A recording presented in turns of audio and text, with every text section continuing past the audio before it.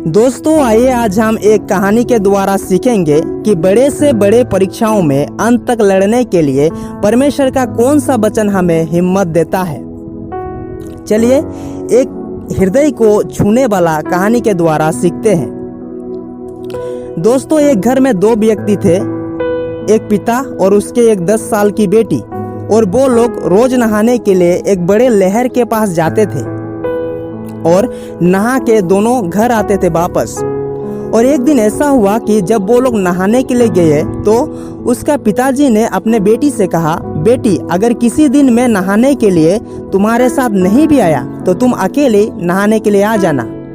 अगर उस दिन ये लहर जो बड़ा लहर है तुम्हें डुबा के ले भी जाए तो तुम तैरते ही रहना और डरना मत, क्योंकि मैं तुम्हें बचाने के लिए जरूर आऊँगा। और ये लहर तुम्हें डुबा के बहुत दूर तक ले भी जाए तो तुम तैरते ही रहना, अपने हिम्मत को मत खोना, मैं तुम्हें जरूर बचाने के लिए आऊँगा। इस बात को उसका पिताजी ने अपने बेटी से कही थी। और एक दिन ऐसा हुआ कि उसकी लड़की ने अपने पिताजी का इंतज़ार किया बहुत देर तक ताकि दोनों साथ नहाने के लिए जाते, लेकिन उसका पिताजी जो था उस दिन नहीं आया। तब वो लड़की 10 साल की लड़की घर से निकल गई और लहर के पास चली गई नहाने के लिए। और उस दिन एक बहुत बड़ी लहर आई और उस लड़की को डुबाते हुए ले गई। जब वो लड़की डूब रही थी तब वो लड़की इस बात को याद की कि मेरे पिताजी ने मुझसे कहा है कि लहर अगर तुम्हें डुबा के ले भी जाए तो तुम अपने हिम्मत को मत खोना और डरना मत, तुम तैरते ही रहना ताकि मैं तुम्हें बचाने के लिए जरूर आऊँगा। इस बात को याद करके वो लड़की डूब रही थी फिर भी तैर रही थी ताकि मेरे पिताजी मुझे बचाने के लिए जरूर आएगा बोल के वो एक बहुत बड़ी आशा रखी थी। और ऐसा हुआ कि उसका पिताजी उसको बचाने के लिए नहीं आया उस दिन, और वो लड़की तैरते तैरते बहुत दूर चली गई और एक दूसरा गांव पहुंच गई। जब वो लड़की दूसरी गांव पहुंच गई तब एक आदमी ने उस लड़की को देखा और उसको बचा लिया और वो लड़की का जान बच गई और वो अच्छा से घर पहुंच गई।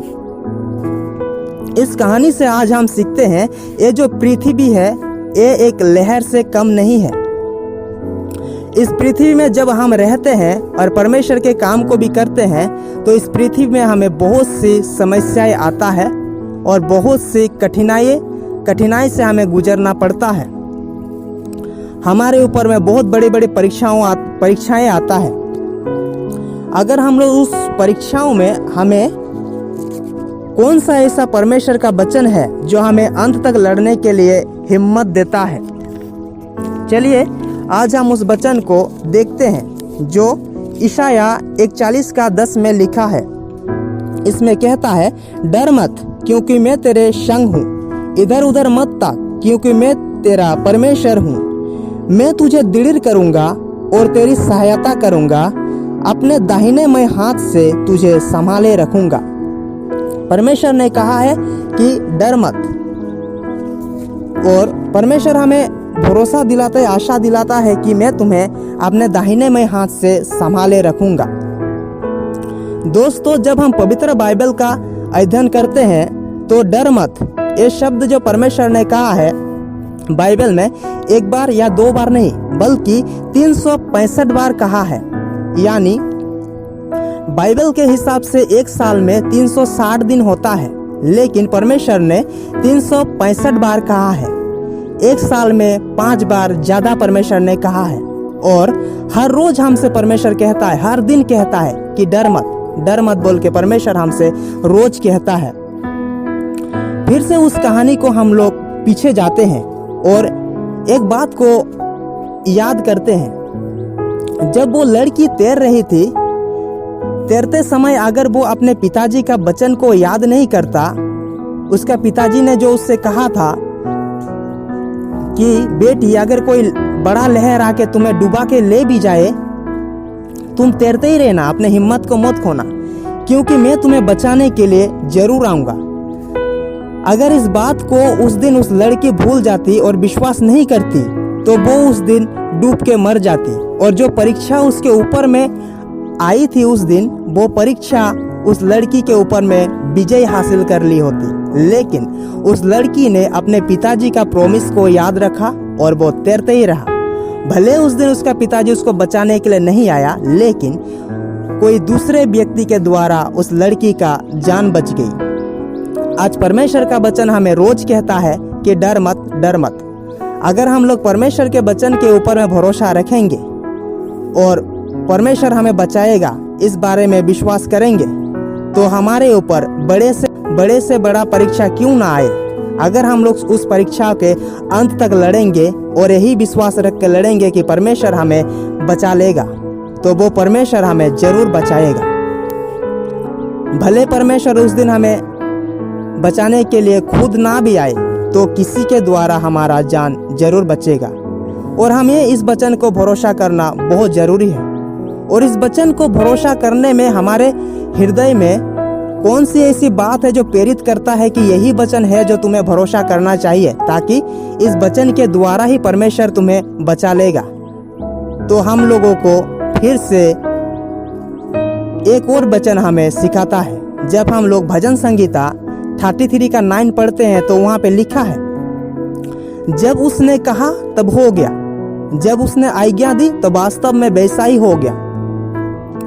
इसका मतलब यह है कि ईश्वर ने उत्पत्ति में हम लोग जब देखते हैं, जब उसने कहा उजियाला हो तो उजियाला हो गया, और जब उसने कहा कि जल 2 भाग हो जाए तो जल 2 भाग हो गया। आज उसी ईश्वर ने कहा है कि डर मत, मैं तुम्हारे साथ हूँ, मैं तुम्हें दृढ़ करूंगा और अपने दाहिने मैं हाथ से छुड़ा लूंगा। ईश्वर का कहा हुआ वचन हमारे जिंदगी में एक बार ही काफी है, एक बार ही काफी है। उसका वचन एक बार कहा हुआ वचन ही सदैव अटल है। लेकिन ईश्वर ने हमें डर मत ये शब्द एक बार नहीं बल्कि पूरे बाइबल में 365 बार कहा है। इसलिए हमें इस वचन को भरोसा रखना बहुत जरूरी है। अगर हम लोग इस वचन को विश्वास नहीं करेंगे, बड़े से बड़े परीक्षा जब हमारे ऊपर में आता है तो वो परीक्षा हमारे ऊपर में जीत हासिल कर लेगा और हम उस परीक्षाओं में हार जाएंगे। अगर हमें उस परीक्षा के ऊपर में जीत हासिल करना है तो हमें परमेश्वर का वचन पर विश्वास रखना और भरोसा करना बहुत जरूरी है, ताकि हम लोग बड़े से बड़े परीक्षाओं में इस वचन के द्वारा हम लोग अंत तक लड़ पाएंगे और विजय हासिल कर पाएंगे। आज दुनिया में बहुत से लोगों का बहुत बड़ी बड़ी परीक्षा उन लोगों के जीवन में है, आया हुआ है, और अभी भी वो लोग ऐसे ही परीक्षाओं से गुजर रहे हैं। इस कहानी के द्वारा उन लोगों को मैं इनकरेज करना चाहता हूं कि परमेश्वर का ये वचन उन लोगों के लिए बहुत मदद करेगा, ताकि वो लोग इस बड़े से बड़े परीक्षाओं में लड़ पाएंगे और अंत तक लड़ेंगे, ताकि परमेश्वर उसको बचाने के लिए जरूर आएगा और इस परीक्षा में उसको संभालने के लिए परमेश्वर अपना दाहिने में हाथ वो जरूर आग बढ़ाएगा और उस हाथ को पकड़ के हम लोग बड़े से बड़े परीक्षाओं से निकल पाएंगे। और परमेश्वर इस कहानी से हमें आशीष दे। चलिए प्रार्थना करते हैं। परमेश्वर पिता, आपको धन्यवाद, आपकी महान वचन के द्वारा हमें आपने प्रॉमिस किया है कि डर मत, मैं तुम्हें संभालूंगा और अपने दाहिने मैं हाथ से तुम्हें बचाने के लिए जरूर आऊँगा। इस वचन पे भरोसा रख के ईश्वर हम बड़े से बड़े परीक्षाओं में लड़ने के लिए पिता हिम्मत मिले। यीशु के नाम से मांगते हैं प्रार्थना।